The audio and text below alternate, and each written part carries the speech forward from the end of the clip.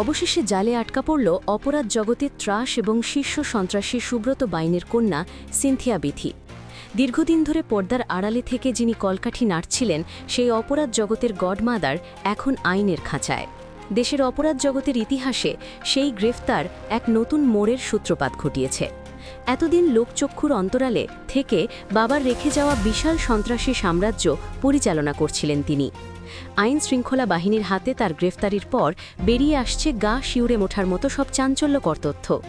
কিভাবে একজন নারী হয়েও তিনি আন্ডারওয়ার্ল্ডের চাবি নিজের হাতে রেখেছিলেন এবং কিভাবে বিদেশি গোয়েন্দা সংস্থা নীল নকশা বাস্তবায়নে কাজ করছিলেন তা শুনলে যে কেউ চমকে উঠবেন। সিনথিয়া বিথির গ্রেফতারের ঘটনাটি নিছক কোনো সাধারণ অভিযান ছিল না। গোপন সংবাদের ভিত্তিতে র্যাব 11 একটি বিশেষ দল কুমিল্লায় অভিযান চালিয়ে তাকে গ্রেফতার করে। এই গ্রেফতারির মাধ্যমে দেশের আন্ডারওয়ার্ল্ডের ক্ষমতার হাতবদল এবং দুই দেশের সন্ত্রাসী যোগাযোগের এক গভীর ষড়যন্ত্রের জাল উন্মোচিত হতে শুরু করেছে। সিনথিয়া বিথি কেবল সুব্রত বাইনের কন্যা নন, বরং বাবার অনুপস্থিতিতে তিনিই হয়ে উঠেছিলেন অপরাধ জগতের একচ্ছত্র অধিপতি বা গ্যাং মাদার। সিনথিয়া বিথির ব্যক্তিগত জীবনও বেশ নাটকীয়। তিনি সুব্রত বাইনের প্রথম সন্তান, লুসি বড় সন্তান। একসময় বাবার গাড়ি চালক ওসমানকে ভালোবেসে বাড়ি থেকে পালিয়ে বিয়ে করেছিলেন তিনি। শুরুতে সুব্রত বাহিনী সম্পর্ক মেনে না নিলেও পরে মেয়ের জেদ এবং হয়তো ওসমানের নেটওয়ার্কিং ক্ষমতার কাছে নতি স্বীকার করেন। সেই সিনথিয়াই পরে বাবার অপরাধ সাম্রাজ্যের হাল ধরেন। চাঁদাবাজি, টেন্ডারবাজি এবং অবৈধ অর্থ লেনদেন সহ সব ধরনের অপরাধমূলক কর্মকাণ্ডের নিয়ন্ত্রণ ছিল তার হাতে। বাবার অবর্তমানে তিনিই হয়ে উঠেছিলেন একচ্ছত্র ক্ষমতার অধিকারী। গোয়েন্দা কর্মকর্তারা বলছেন, সিনথিয়ার নেতৃত্ব ছিল তার বাবার চেয়েও বেশি প্রযুক্তি নির্ভর। তিনি দূর থেকেও তার অনুগতদের মাধ্যমে সন্ত্রাসী কর্মকাণ্ডে সক্রিয় রাখতেন।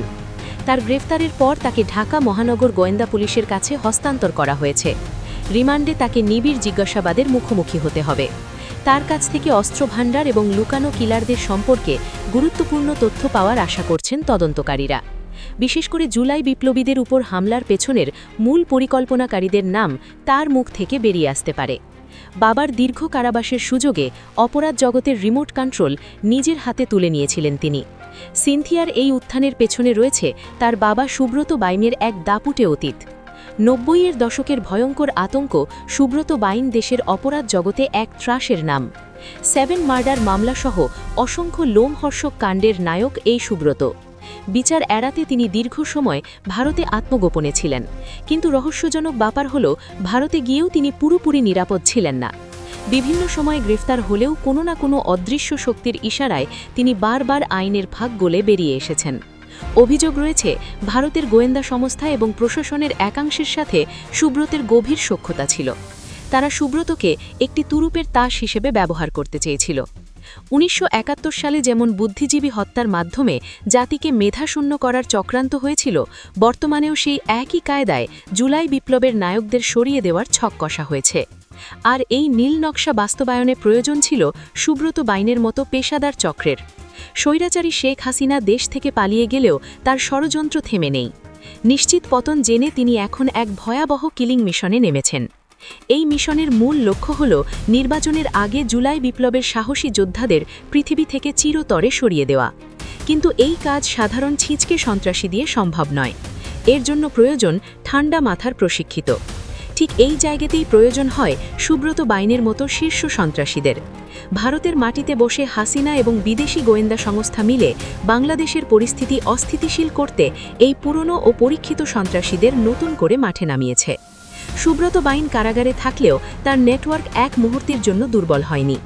আর এই নেটওয়ার্ক সচল রাখার মূল দায়িত্বটি পালন করছিলেন তার মেয়ে সিনথিয়া বিথি। সিনথিয়া বিথি তার বাবার নির্দেশে অপরাধ জগৎকে নতুন করে সাজিয়েছিলেন। তিনি কেবল স্থানীয় সন্ত্রাসীদের নিয়ন্ত্রণ করতেন না, বরং বাবার বিশাল অস্ত্রভাণ্ডার এবং প্রশিক্ষিত কিলার বাহিনীর সাথে নিয়মিত যোগাযোগ রাখতেন। তার বিরুদ্ধে আন্তর্জাতিক সন্ত্রাসবাদের সঙ্গে গোপন সখ্যতার গুরুতর অভিযোগ রয়েছে।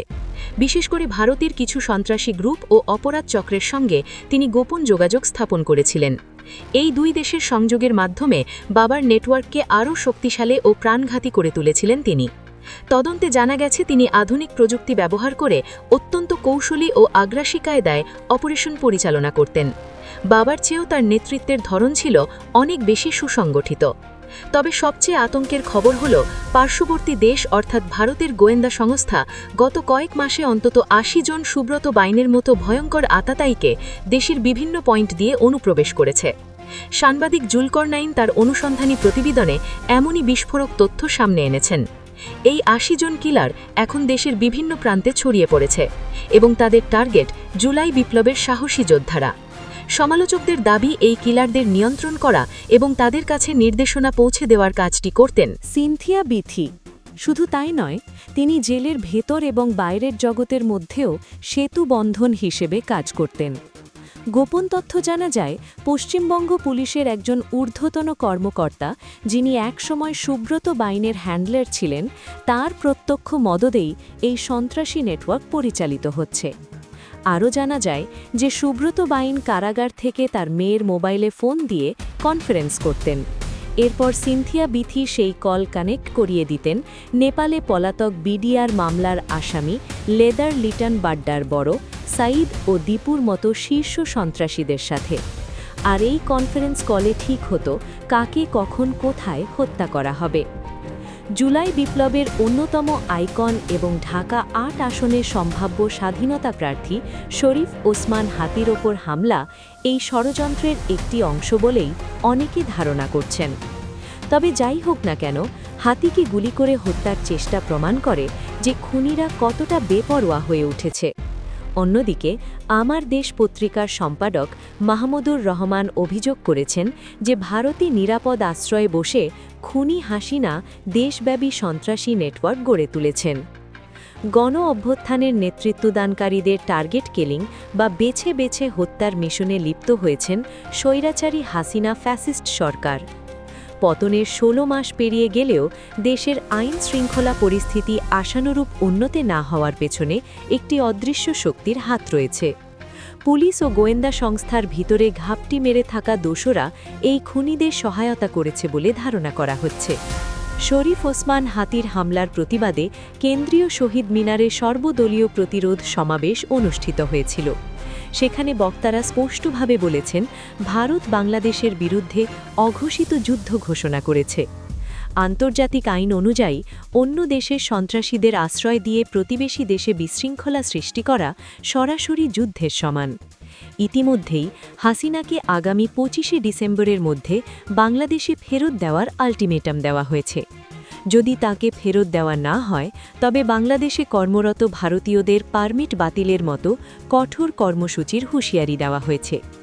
এছাড়া বিপ্লবীরা শপথ নিয়েছেন জুলাইয়ের গণ আকাঙ্ক্ষা এবং দেশের সার্বভৌমত্ব রক্ষায় তারা যে কোনো মূল্যে ঐক্যবদ্ধ থাকবেন।